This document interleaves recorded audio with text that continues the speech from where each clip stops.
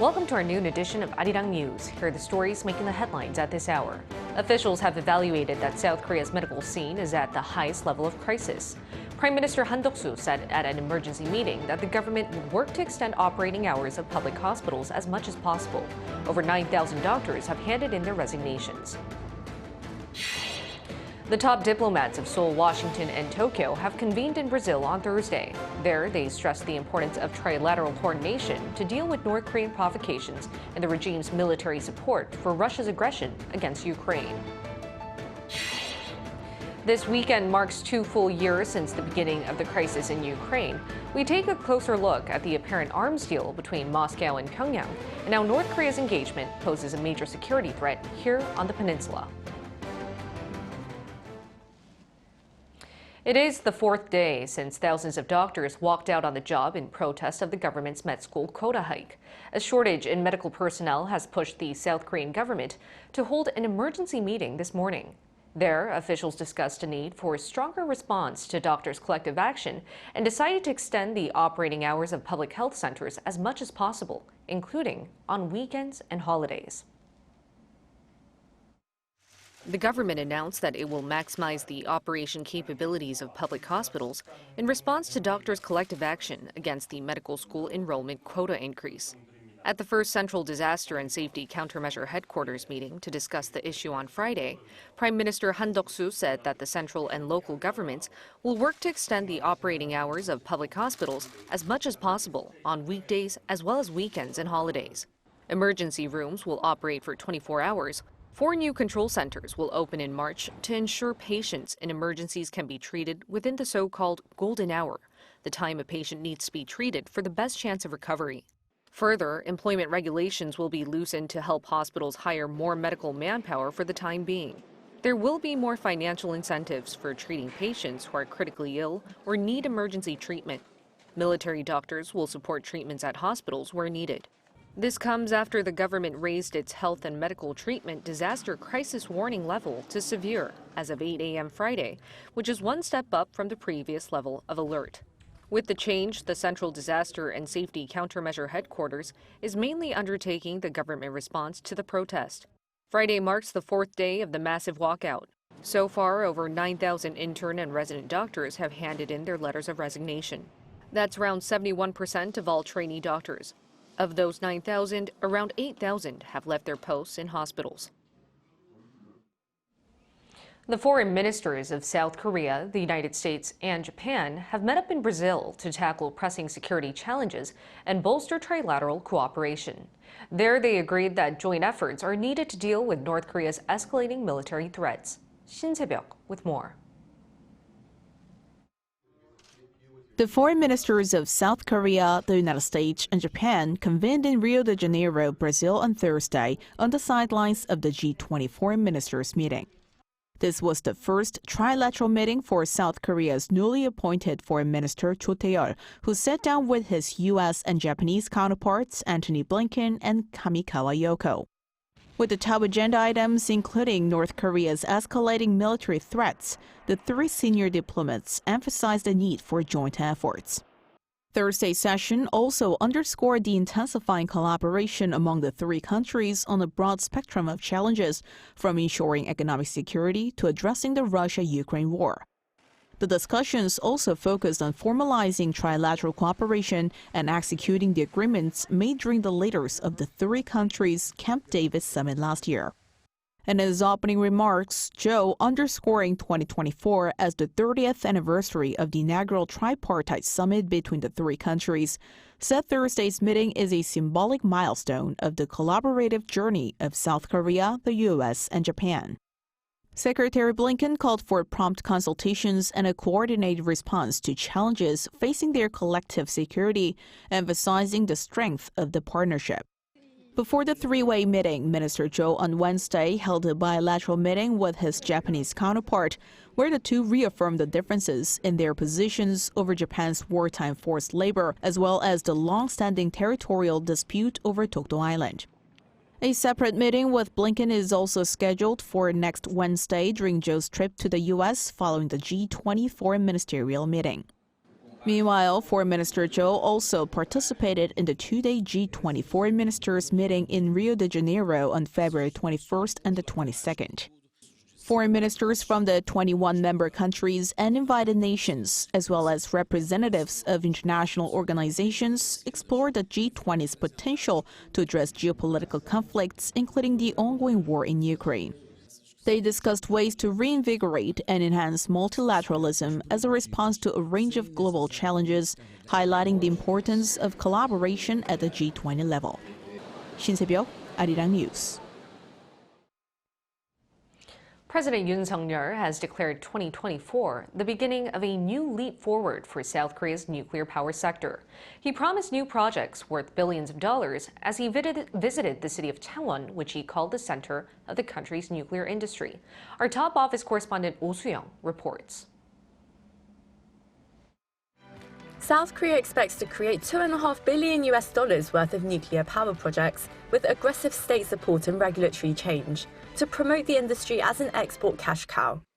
On Thursday, President Yoon held the 14th round of policy discussions with non-government panels and citizens to discuss ways to promote the nuclear power sector, to ramp up local jobs and boost livelihoods. Yoon stressed the need to transition to zero carbon for both energy and economic security, particularly as South Korea's advanced tech industries rely on a colossal amount of energy.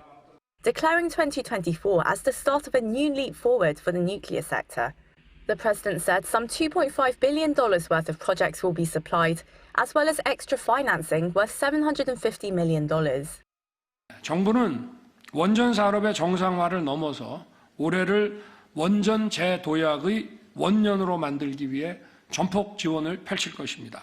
계약만 하는 것이 아니고 먼저 선지급을 통해서 기업들이 숨을 쉴 수 있도록 할 것입니다. 또 조세 특례 제한법 시행령을 개정해서 원전 제조를 위한 시설 투자나 연구 개발도 세제 혜택 대상에 포함시킬 것입니다. To create a stable ecosystem that's globally competitive, the government will invest over $3 billion in research and development to support firms and universities carrying out cutting-edge innovation, particularly as South Korea looks to develop homegrown small module reactors. Yoon also pledged to enact a special law to back the sustainable growth of the industry and produce a mid to long-term plan for 2050 to achieve carbon neutrality. Calling the city of Changwon the heart of the nation's nuclear industry, Yoon said the government will loosen land use regulations to allow factories to be built, promoting convergence of the nuclear and defense industries in particular.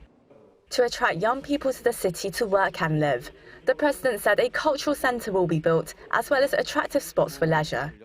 Also, the administration will create a corporate innovation park on gov't Island, just off the south coast, as a base for the cultural, arts, digital and biomedical industries. Having reversed the previous administration's nuclear phase-out policy, the government says Korean firms have procured over $3 billion worth of overseas orders to build nuclear power plants during this current government, 6 times what was accumulated during the last administration. In line with Yoon's policy, the nation's nuclear power operator has been aiming to win overseas orders to build 10 nuclear reactors by the year 2030. Oh Soo-young, Arirang News. Another area of concern the government is aiming to tackle is South Korea's declining birth rates.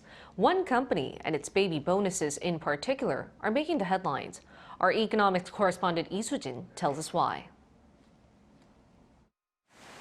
One local company's efforts to address low birth rates are making headlines. Puyong Group, a construction company, last week paid a whopping 100 million won, or $75,000 for every child that its employees have had since 2021 as a baby bonus. Pae Jun-bum, who has worked at Puyong Group for nearly a decade, became a father for the first time in August last year. The 100 million won he received as a baby bonus meant a lot to him because he, as do many others, had been worried about the high costs of raising a child in South Korea. Costs of education and real estate are higher here in Korea. But now, thanks to the baby bonuses, colleagues around my age have started to plan for a baby and others are preparing for a second.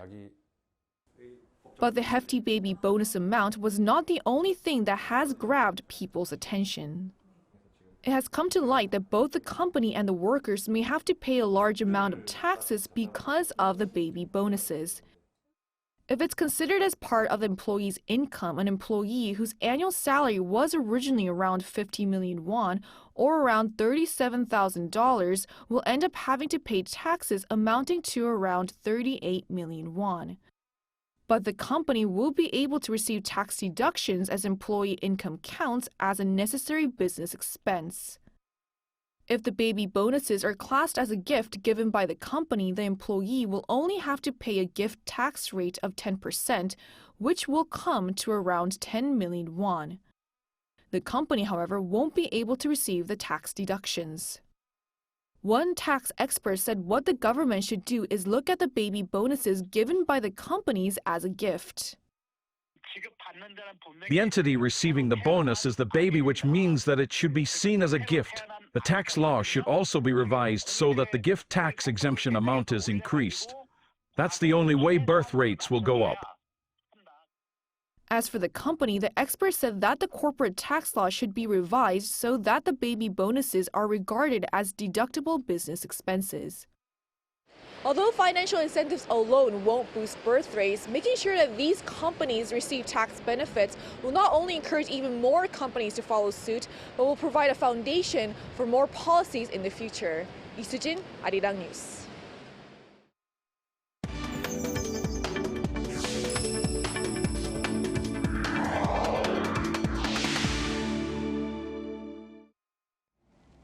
This weekend, it will be 2 years since Russia invaded Ukraine. Moscow's growing weapons dependence on North Korea has risen as a crucial factor not only on the battlefield in Ukraine, but also here on the Korean peninsula. Our defense correspondent Choi Min-jung has this report. 2 years into the Ukraine war, Russia has been turning to North Korea to seek more gasoline for its fire. The two sides are believed to have been strengthening their military cooperation after Kim Jong-un and Vladimir Putin met in Russia last September. Pyongyang has allegedly sent around 2.5 million rounds of artillery to Moscow for use against Ukraine. Although early assessment has shown that the decades-old North Korean shells appear to be of poor quality, experts say that simply quantity itself matters on the battlefield. So quantity is very helpful for Russian operations because they've been going through thousands of shells every day. Having thousands of rounds per day to provide to Russia certainly increases the damage to Ukrainian infrastructure as well as increasing Ukrainian casualties. What's more concerning, though, is Russia's deployment of North Korea's latest KN-23 and KN-24 ballistic missiles. Ukraine's top prosecutor general Andriy Kostin this week confirmed that at least 24 ballistic missiles recently launched by Russia were from North Korea. Although the accuracy is still questionable, the prosecutor said the missiles killed at least 14 civilians and wounded 70. This could be an opportunity for the North to assess how its new missiles fare in combat situations. I mean, Russia asked, can you give us these things? And North Korea said, yeah, we can do that. But they said, yeah, we can do that because not only were they going to make money, but they were going to have a testing ground to see how well they worked. So what effect will this have on the security situation on the Korean peninsula? Experts say North Korea's decision to send weapons to Russia shows that the regime is not preparing for a full-scale war against South Korea, as a major military operation would require massive stockpiles of missiles and shells. You haven't heard much lately about North Korea testing KN-23s or KN-24s. And they were last year, they were the year before. Does that mean they're really down low on those stocks to the point where they need to hold on to what they've got for wartime use? Interesting question, because they've shifted to cruise missile testing. And making you wonder, is that because they didn't have enough ballistic missiles to continue what they've been doing? Though there may be no need to prepare for war just yet, it remains to be seen whether Moscow will provide the North with the crown jewels of its military technology in return. Choi Min-jung, Arirang News.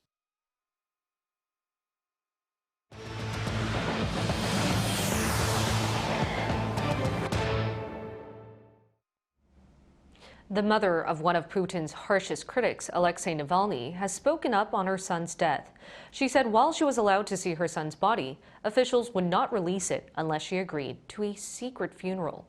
The U.S. said they would hold Russia accountable and are expected to slap a massive sanctions package against Moscow. Just ahead of that, Navalny's widow and daughter met with U.S. President Joe Biden. Lee Seung-jae has more. The mother of Russian opposition figure Alexei Navalny said Thursday that she had been given access to her son's body, but added that Russian officials would not release her son unless she agreed to a secret funeral. In a video message released Thursday, Lyudmila Navalnaya said she spent 24 hours in a morgue located in the Siberian town near the prison where Navalny died.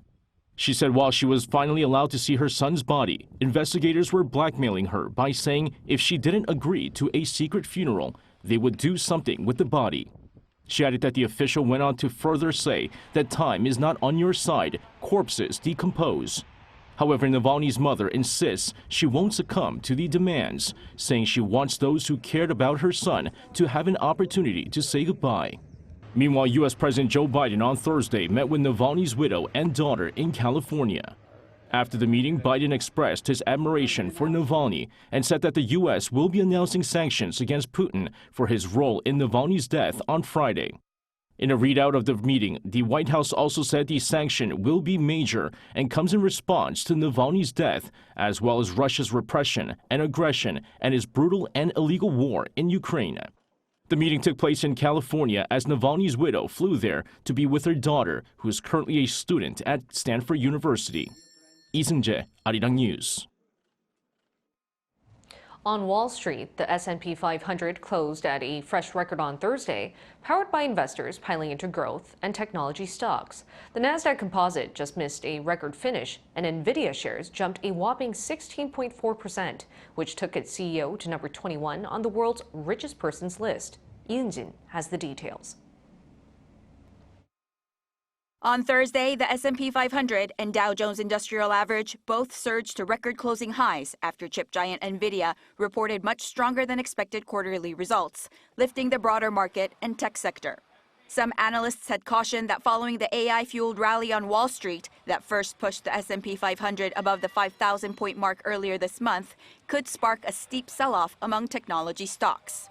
Going against their doubt, the S&P 500 closed at a record high, gaining 105.23 points, or 2.11%, its best day since January 2023. As did the Dow Jones Industrials, which gained 456.87 points, or 1.18%. It was the first time the Dow has ever finished above 39,000 points. The Nasdaq Composite added 460.75 points, or 2.96%, for its best day since February 2023. Shares of Nvidia, driven by its booming artificial intelligence business, jumped 16.4% to an all-time high after the chip company said total revenue rose a whopping 265% from a year ago. As the company surged in value, Nvidia CEO Jensen Huang's wealth also saw a major boost. His wealth expanded as much as $8.5 billion on Thursday alone, taking his worth to $68.1 billion. Bloomberg now ranks Huang as the 21st richest person in the world, the list topped by Elon Musk, Bernard Arnault, and Jeff Bezos. Ian, Arirang News. The United States has accomplished another lunar feat. Odysseus, made by U.S. firm Intuitive Machines, landed on the surface of the moon at around 6:23 p.m. Eastern Time on Thursday. It is the world's first privately built spacecraft to have done this. Confirmation on the landing took several minutes before a faint signal was detected. The company says it is working to collect more information. Sponsored by NASA, Odysseus, or the Nova Sea lander, was launched using a SpaceX Falcon rocket 1 week ago. It is now the first American lunar exploration lander to touch down on the surface of the moon in more than 50 years, since the Apollo 17 mission in 1972. Today, young students were chosen to promote South Korea's stories of growth to people around the world. An exhibit celebrating the history of some 7 million overseas Koreans also kicked off, displaying how this community supported their homeland even from afar. Ishiwoo takes us to the site. Young people from all over South Korea gathered in Seoul on Thursday, united by a common goal to promote the country in collaboration with some 7 million overseas Koreans. The Overseas Koreans Agency, Yonhap News, and the Voluntary Agency Network of Korea, or VONK, jointly named 80 middle school to university students to serve as ambassadors to promote South Korea globally. Together, the young ambassadors will share South Korea's rich history and culture with Koreans and non-Koreans living abroad. They will also work to correct any misinformation about Korea online and offline. Lee Ki-chul, the commissioner of the Overseas Koreans Agency, in a celebratory speech, highlighted South Korea's miraculous growth since the end of the Korean War. He said Korea's distinguished achievements, especially in its economy and with democracy, were a testimonial of its own that could elevate the status of overseas Koreans. Dear overseas Koreans, stronger together. Please don't forget that Korea is already next to you. Let's make a concerted effort for common prosperity between Korea and overseas Koreans, and the world peace and prosperity. As part of promotional efforts, a special exhibit was also opened. On display at the National Museum of Korea are pictures and paintings depicting Koreans' immigration history, first dating back to 1902, when about 100 immigrants traveled from Incheon to Hawaii. The display shows how the immigrants supported the Korean independence movement from afar, donating their hard-earned money. I think it's especially great that the exhibit shows the correct history of Korea to people from other countries. As an ambassador, I will share Korean history and culture with not only those in Vietnam, but also all around the world. The special exhibit is open to the public and runs until the 27th. Lee Si-hoo, Arirang News.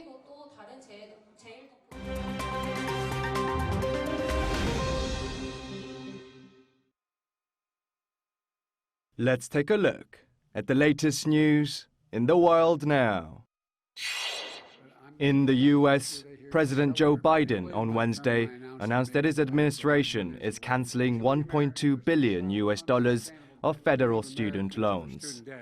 This latest student debt forgiveness will benefit some 153,000 eligible Americans.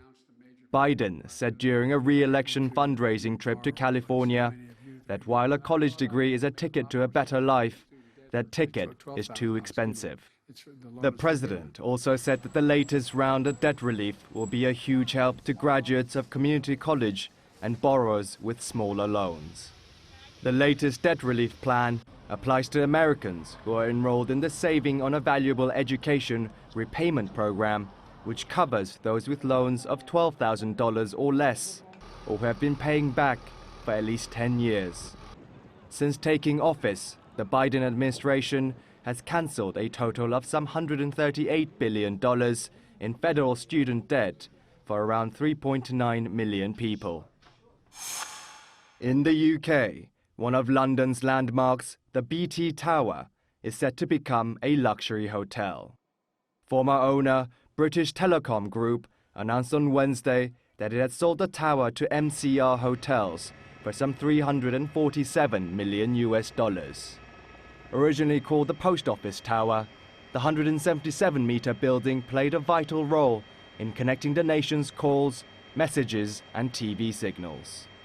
It was London's tallest building for 16 years since it opened in 1965. Now, London's iconic BT Tower will join the likes of the old War Office and the former Metropolitan Police Headquarters to be converted into a hotel. Finally, to Australia, where exceptionally dry weather conditions have caused an unprecedented 2-month delay in the annual migration of Australia's Christmas Island red crabs.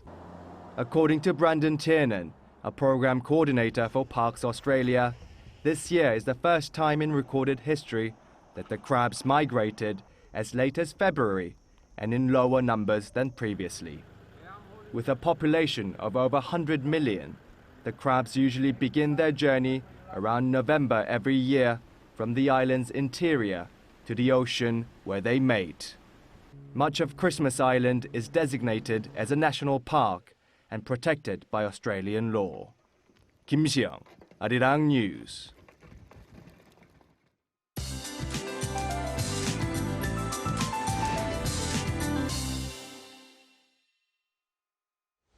Good afternoon. From last week's April warms to this week's midwinter vibe with the record-breaking amount of snow for the season we saw yesterday in the capital area.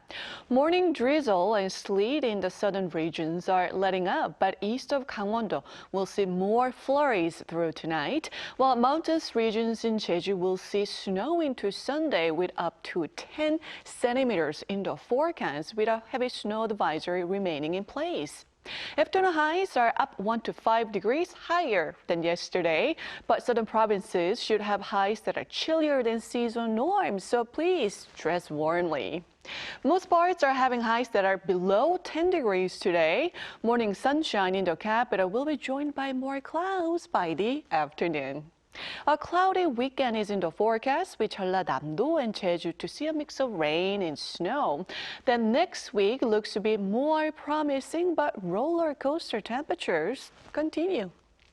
That's Korea for you, and here's a look at the international weather conditions.